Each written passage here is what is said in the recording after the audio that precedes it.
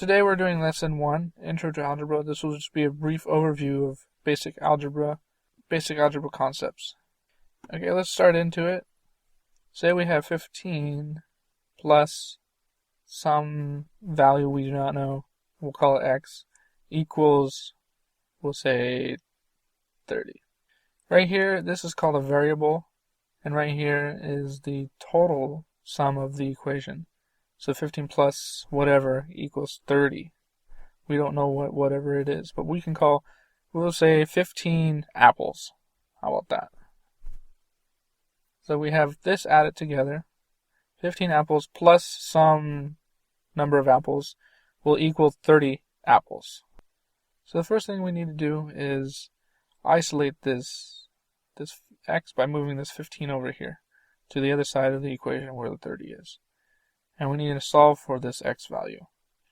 We'll go ahead and rewrite this equation so get rid of all the arrows and apples. So 15 plus x, that's what we're trying to solve for, equals 38. So move the 15 over here, and the way to do that is 15 is being added, so you're going to have to do the opposite operation. So you're going to have to subtract it, but you have to subtract it on both sides. So 15 minus 15, that would give you 0. And since we can bring down the plus from the equation, bring down the x, bring down the equal signs, do the 30 minus 15, that will give you the regular answer. That will give you the answer to the equation.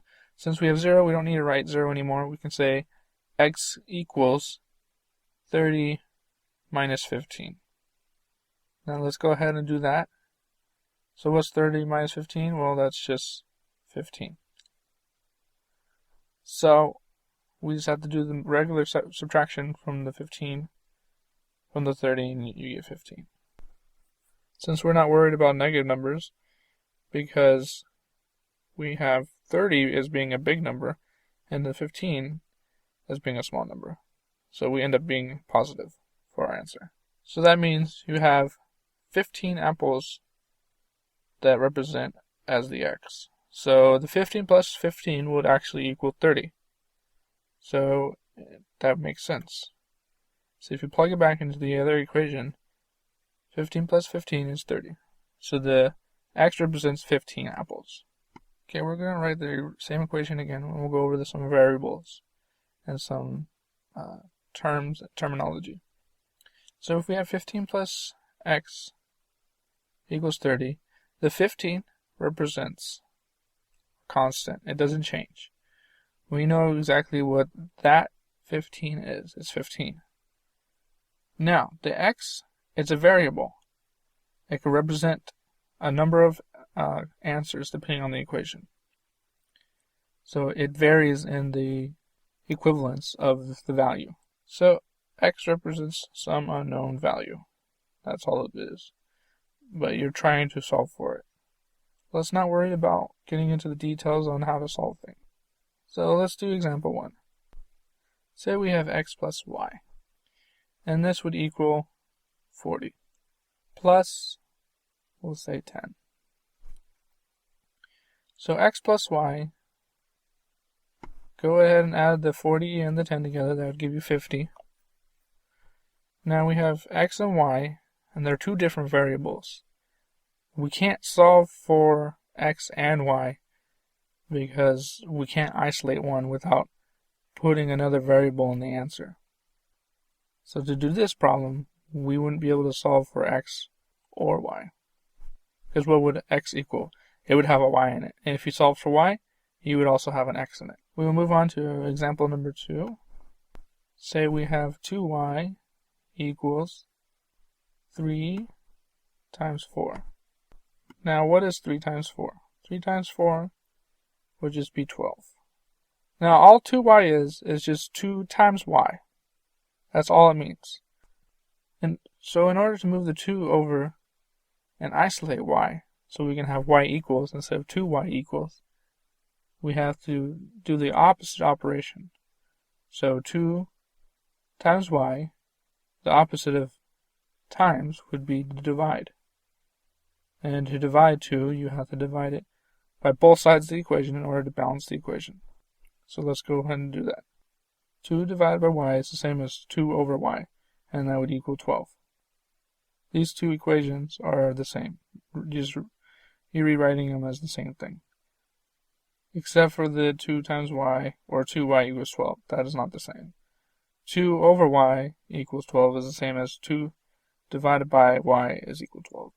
We need to have all the variables and all the constants be the same on each side of the equation. In order to do that, we need to balance the equation by doing opposite operations. So if we want to get rid of this 2 on this side, we need to divide it on both sides of the equation. And when we divide by itself, 2 divided by 2 would just equal 1. So we're not really changing the equation, we're just saying 1 times y. But since we moved the 2, now the 2's on the other side and it has balanced the equation. Now we can say 1y equals 12 divided by 2. Or we can say y is equal to 12 divided by 2. So y is equal to 12 divided by 2. So let's do 12 divided by 2. What number times 2 would equal 12? Well, that would just be 6. So if we divide it by 12 divided by 2, it was 6, then y is equal to 6. Okay, so our answer is y equals 6. Well, let's move on to example number 3. Say we have y plus 2 times y equals 5 times 5. Well, we know what 5 times 5 is. It's 25. So let's just bring everything down from the other equation above. So y plus 2y is equal to 25. Now let's continue to simplify. Y plus 2y, you're just adding y's together. So we're just imagining that there's a 1 in front of this y. Because y indicates that there's 1 of something being times by it. So we can just add the coefficients together. We have a 1 plus a 2. So we can say 1 plus 2 is equal to 3. Now we can just say, well, since we're just adding the y's together, we say we have 3 y's. And the 3 y's is equal to the 25 that we have up above. Because we didn't change anything. We're just bringing everything down from the original equation. We just added the y's together. Now in order to get the y by itself, we need to divide this 3 by both sides of the equation in order to isolate the y by itself. Now 3 divided by 3, that would just give you 1. Because 3 divided by itself will give you 1. So we have y equals 25 divided by 3. So we need to figure out 3 times what equals 25. Well, if we say 3 times 8, that will be close enough. That will give you 24. And so we bring up the 8 up top, subtract the 24 from the 25, and we get 1 left over. And so we would have 8 and 1/3, because we have 1 left over, and the remainder, you just take the remainder and divide it by whatever you're dividing by. So you're dividing by 3, so we have 1/3. So we have y equals 8 and 1/3, and that would be our answer. So example number 4. Say we had 3 plus 3x equals 4x minus 4. Now the first thing we need to do, we need to isolate these variables from each other. So we need to combine like terms. So we move the 4 over. Since it's minus 4, we need to add it to both sides of the equation in order to get the correct answer. Or we can move the 3 over x in order to get the variables correct. So either way you want to move any of these numbers or values over to one side of the equation in order to combine them and then simplify the equation. You can do that. So we have 3x equals 4x minus 4. And don't forget to bring down the 3 that we had previously up above. So we can move this 3x over here because it would be easier. Since it's being added, we need to subtract it from both sides of the equation. So 3x minus 3x, that would give you 0. 0x, so you can say that. Well, it doesn't really matter. You can drop it. Bring down the equal sign, So 4x minus 3, you get 1x. Bring down the negative 4 on the bottom, and bring down the 3 to the bottom also. So you get 3 equals, we have an x minus 4. And since we don't need the 1 in front of the x, we can drop it. So now we move the 4 over there in order to isolate the x. Since this is being subtracted, we need to add the 4 to both sides. So let's go ahead and do that. Plus 4 on this side and plus 4 on the other side. Now let's add it up. So we got minus 4 plus 4 will give you 0. And you didn't do anything to the x, so bring down the x. Bring down the equal sign. We can say x plus 0, but we don't need to because the 0 doesn't add anything to the equation. 3 plus 4 equals x plus 0, but we don't need the 0 anymore. So let's rewrite this equation. So now all we have to do is solve for the two variables, or we solve for the variable by adding the 3 and the 4 together, collecting the like terms. A like term is something that is similar to each other. So for an example, if you have numbers without variables in them, those are like terms. But if you have numbers with variables, those are like terms with numbers with variables. So you add numbers with variables with numbers with variables. Now, and then if you want to do adding the other way, we add just numbers without variables with numbers without variables. So just numbers by themselves. Now we can add the 3 and the 4 together, we get 7. So 7 equals x, or we can say x equals 7 either way. And those are your answers, either way you want to write it. Okay, let's try some more practice problems. We'll do 9 times x, or 9x. Now what if we have this x value is equal to 7? So 9x when x equals 7. So what do? You take the 9x and you have x is equal to 7. So you plug the 7 into the x value where the 9 is, so you have 9 times 7. So you just plug whatever value x is equal into the parentheses. You just put the 7 right here. Now you just have 9 times 7. Or you can write it like 9.7. Either way, it means the same thing. So 9 times 7 is 63. So again, 9x, you just plug in whatever value you have for x. So 9 times 7. You just multiply and you get 63. And that's your answer for this. We'll try another problem. Say we have a over b, but when we have a is equal to 10 and b is equal to 5. All we have to do to this is plug each value where it represents. So we plug in the a on top, which would be 10, the b on bottom, which would be 5. So all you have is 10 divided by 5, which we know is to be 2. So we have right here 5 on the outside and 10 on the other. So whatever we multiply to make 10, and that'd just be 2. So the answer would be 2. Okay, let's do another problem. What if we have 1p over q? And if we have p is equal to 1 and q is equal to 3, all we have to do is plug in each of the values for what they would represent.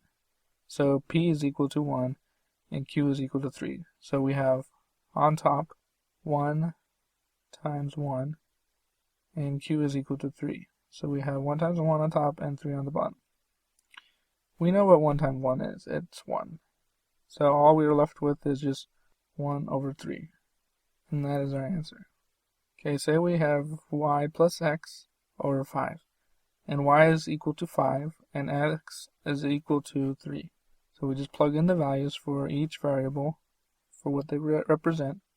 So we have 5 plus 3, because y is 5 and x is 3, and there's an addition between the two of them.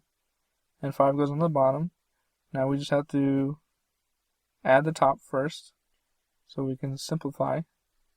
When you're doing fractions like this, you just do the top first or the bottom first, whichever is more complicated.